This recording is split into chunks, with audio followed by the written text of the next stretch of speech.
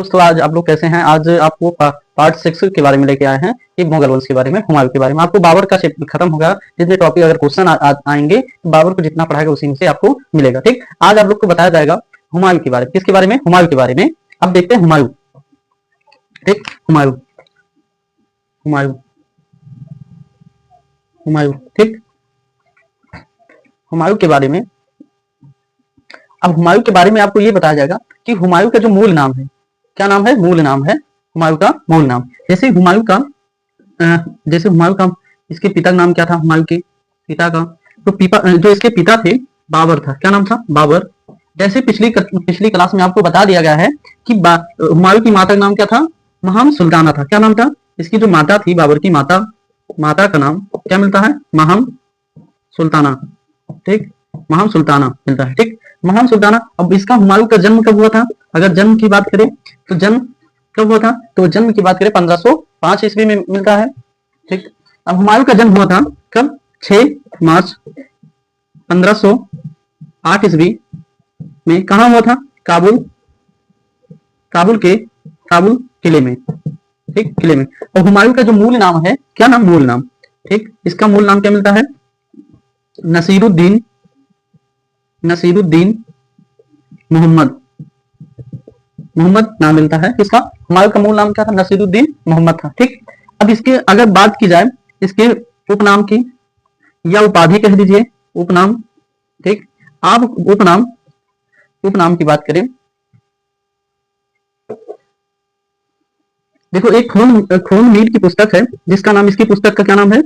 पुस्तक का नाम है कानून ए हुमायूं,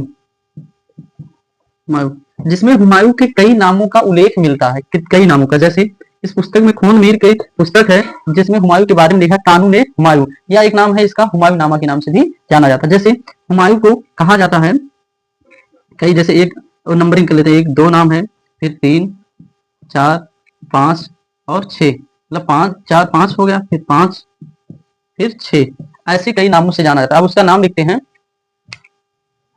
जैसे जो खोन मीर की पुस्तक है, हुमायूं के शासन के बारे में लिखा और इनके बारे में लिखा था, उसकी पुस्तक का नाम है, खोन मीर की पुस्तक का क्या नाम है? कानून एक हुमायूं, या हुमायूं नामा के नाम से भी जाना जाता है। एक बात और आपको बता देते हैं कि हुमायूं नामा हुमायूं की बहन गुलबदन बेगम ने भी हुमायूं नामा लिखा, लेकिन जो खोन मीर है इन्होंने भी एक पुस्तक लिखा है कानून एक हुमायूं, जिसमें हुमायूं का कई नाम मिलता है। जैसे ये सब किसका? हुमायूं के नाम मिलते हैं। किसके? हुमायूं के उपनाम। ये हो गया। ठीक, 1 2 3। जैसे सिकंदर आजम के नाम से जाना जाता है, खुदा का साया कहा जाता है। ठीक, हजरत पादशाह, खिलाफत पनाह भी कहा जाता है। ठीक, हकीकी और मजाजी के नाम से भी तो इसे क्या पुकारा गया था? किसे? हुमायूं के। ठीक, अब इसे आपको, जो हुमायूं था इसके गुरु का क्या नाम था? इसे रख कर देते हैं। इसके गुरु का क्या नाम था? अगर गुरु की बात करें, हुमायूं के जो गुरु थे, क्या गुरु? ठीक, गुरु तो गौस, क्या नाम था? गौस मोहम्मद था, जो ये सतारी सिलसिले से संबंधित थे। ठीक, जो हुमायूं किस सिलसिले को मानता? सतारी सिलसिले को मानता था। उसके गुरु क्या थे? गौस मोहम्मद थे। ठीक, अब आगे आपको ये बताते हैं, जब आपको ये बताया गया था कि बाबर की मृत्यु हो जाती है, हुमायूं एक कई मतलब ऐसी बीमारी से जूझ रहा था, तो हुमायूं जूझ रहा था तो बहुत बीमार पड़ गया था। तो उसके जो पिता थे बाबर, दुआ करते हैं कि हमारे पुत्र ठीक हो जाए, तो उसकी जगह मुझे ये बीमारी हो जाए। तो क्या होता है, ऐसी स्थिति में कहा जाता है कि जब हुमायूं ठीक हो जाता है, उसके पिता बाबर की क्या हो जाती है? मृत्यु हो जाती है, डेथ या इंतकाल हो जाता है। कब होता है? जब इंतकाल होता है, 1530 ईस्वी को इंतकाल हो जाता है। किसका? बाबर का इंतकाल कब होता है? 1530 ईस्वी में।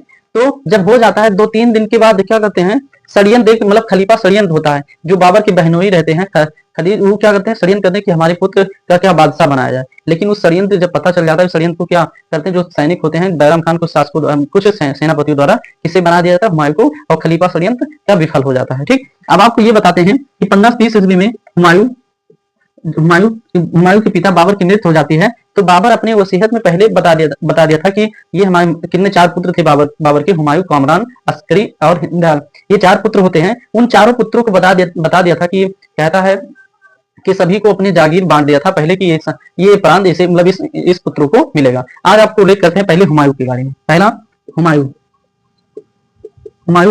का कौन सा प्रांत मिला? फिर दूसरा कामरान का कौन सा प्रांत मिला था? कामरान का। फिर तीसरा अस्करी को कौन सा प्रांत मिला था?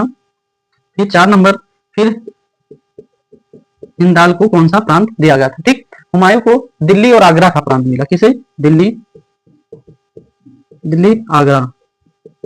ठीक, कहा जाता है, लेन पुल के अनुसार कहा जाता है जो हुमायूं को साम्राज्य मिला कांटों की सैया पे मिला था, मतलब कांटों की सेज पे। अगर उसे साम्राज्य शासन करना है तो उसे युद्ध करना होगा, तभी अपने साम्राज्य को संगठित कर पाएगा राज्य को, क्योंकि उसे उसके पिता ये यहाँ का युद्ध क्या युद्ध करके ही साम्राज्य को जीता था और स्थापना की थी। उस समय जब बाबर युद्ध जीत जाता था, अपने राजकोषों से अपने सगे संबंधियों सैनिकों को सब बांट देता था। हुमायूं जब राज सिंहासन पर बैठा, राजकोष खाली पड़ा था। अब सोचिए, राजकोष खाली पड़ा था, और दूसरी तरफ अपने प्राण जीते हुए प्राण को क्या करना, इकट्ठा करना। जब कोई भी, अगर मान लो कोई आपकी किसी की जमीन ले लिया है, अगर आप उस जमीन को दोबारा क्या करेंगे, कब्जा करेंगे, तो क्या होगा, युद्ध होगा, मतलब लड़ाई। वैसे उस समय हुमायूं के जो पिता बाबर के युद्ध जीत लिए थे कई साम्राज्य प्राण, जब वो इकट्ठा करने के लिए धीरे धीरे करने लगे, तो क्या हुआ, वो युद्ध मतलब युद्ध प्रारंभ होगा। जैसे बहादुर शाह से, मतलब बहादुर शाह से संघर्ष होता है। ठीक, और शेर खान से संघर्ष होता है। ठीक, चंदेल शासक से होता है, कई ऐसे शासकों से होता है।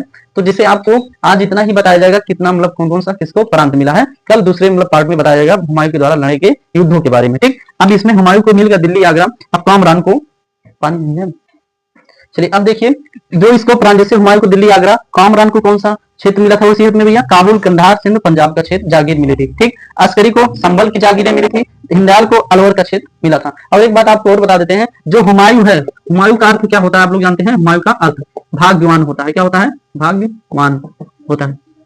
क्या होता है? भाग्यवान के नाम पे होता है। ऐसे भाग्यवान इसलिए पड़ा हुमायूं का, जैसे इसके जब सम्राट मतलब दिल्ली के सिंहासन पर बैठा, तो इसके जैसे लुढ़कते हुए, जैसे इसे कांटों की सेज पे मिला था साम्राज्य, तो ऐसा इसका जीवन युद्ध करते हुए और इधर उधर मतलब जैसे भागते हुए इसका इस शासनकाल ये होता है, 2 चरण में बांटा जाता है। जैसे 1530 से 1540 तक, फिर कुछ समय के लिए क्या हो जाता है, युद्ध में शेरशाह से हार जाता है, तो 1555 में पुनः फिर दिल्ली के सिंहासन पर बैठता है 1500, और 1556 में हुमायूं की मृत्यु हो जाती है। कल आपको ये बताया जाएगा, हुमायूं एक ज्योतिष पर विश्वास करता था। जो सप्ताह होते हैं, 7 दिन वो अलग अलग कपड़ों को पहनता था। इसके मतलब अलग अलग, जैसे खून मीर के अनुसार बताया गया है कि अपने ये 7 दिन अलग अलग कपड़े पहनता था। उसके बारे में कल आपको बताया जाएगा डिटेल। इसी के साथ आज क्लास को समाप्त करते हैं। आप लोग चैनल को लाइक, सब्सक्राइब, शेयर, कमेंट नहीं कर रहे हैं आप लोग, करिए। इसी क्लास के साथ नमस्कार।